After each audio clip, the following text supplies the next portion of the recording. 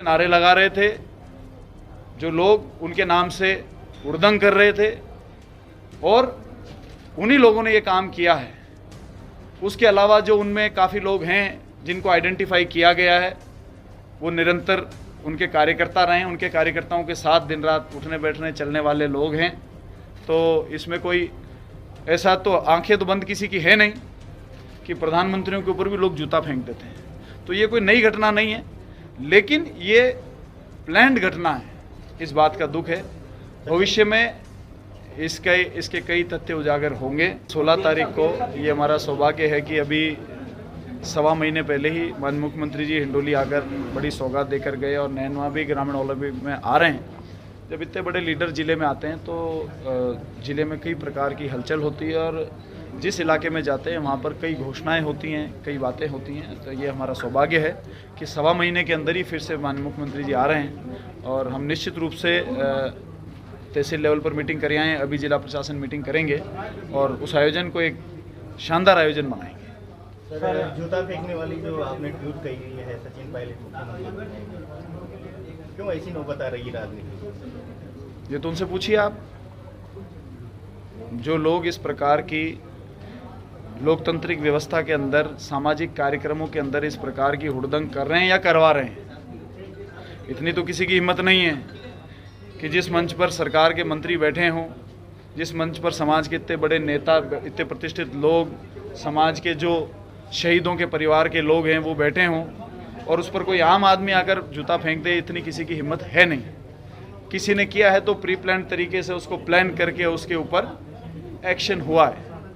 हालांकि मैं समझता हूं कि राजनीतिक लोगों को कई प्रकार की घटनाओं से अपने जीवन में गुजरना पड़ता है।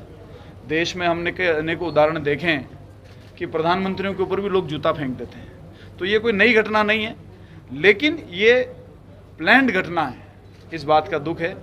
भविष्य में इसके कई तथ्य उजागर होंगे और जब उजागर होंगे तो उन तथ्यों के साथ में निश्चित रूप से आपके सामने पायलट को आपने डायरेक्ट ट्वीट पे लिया है जी, उनके नाम से इस बात को बिल्कुल किया। क्या उन्होंने पिटवाया, क्या माने?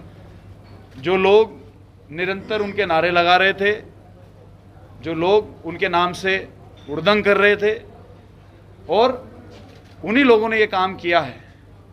उसके अलावा जो उनमें काफ़ी लोग हैं जिनको आइडेंटिफाई किया गया है, वो निरंतर उनके कार्यकर्ता रहे हैं, उनके कार्यकर्ताओं के साथ दिन रात उठने बैठने चलने वाले लोग हैं। तो इसमें कोई ऐसा तो आंखें तो बंद किसी की है नहीं, सबको पता है कि कौन क्या कर रहा है। लेकिन मुझे लगता है कि ये राजनीतिक भाषा नहीं है।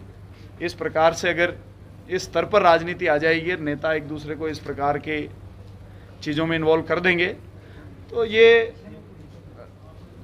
ज़्यादा कुछ नहीं, जनता के मुद्दों से भटकने वाला काम होगा। और मुझे लगता है कि नेताओं को जनता के मुद्दों से कभी नहीं भटकना चाहिए।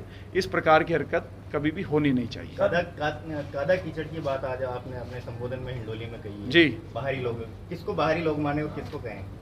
जिन्होंने जूता फेंका, ये कादा कीचड़ जैसी हरकत है। आप बताइए, आप अगर इसको सपोर्ट करते हैं तो कोई करता है? इस राजस्थान में 8 करोड़ जनसंख्या है, एक भी व्यक्ति अगर इसको एंडोर्स करता है कि किसी युग पुरुष जिसने इतनी बड़ी 12 साल की लड़ाई के बाद में एक जाति को नहीं 5 जातियों को आरक्षण दिलाने का काम किया, उनके अंतिम संस्कार का कार्यक्रम था, उस अंतिम संस्कार को ऐसे जूता चप्पल फेंक कर कलंकित जिन परिवार के लोग जो शहीद हुए उस मिशन के अंदर, उनके लोगों को जाकर वो जूते चप्पल लगे हैं। तो ये कादार कीचड़ की मानसिकता है। अब इसके पीछे कौन लोग हैं, ये तो समय बताए।